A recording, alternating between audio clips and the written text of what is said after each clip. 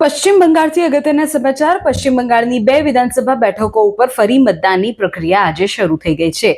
આજે સવારથી જ આ 2 વિધાનસભાના 15 કેન્દ્ર પર 15 બૂથ પર મતદાનની પ્રક્રિયા અત્યારે હાથ ધરાઈ છે. તમે કહેશો કે મતદાન પૂરું થઈ ગયું છે પશ્ચિમ બંગાળમાં અને એક્ઝિટ પોલની ચર્ચાઓ થઈ ગઈ છે. એ બાદ પશ્ચિમ બંગાળમાં જે પ્રકારે હંગામાની સ્થિતિ સર્જાય, ટીએમસી બીજેપીના કાર્યકર્તાઓ વચ્ચે ઘર્ષણ થવું, કેટલાય આરોપો અને પ્રતિ આરોપોની આખી રાજનીતિ જોવા મળી, એ તમામની વચ્ચે જાણકારી એવી છે કે પુનઃ મતદાનની પ્રક્રિયા બંગાળની 2 વિધાનસભા બેઠકો ઉપર થઈ રહી છે.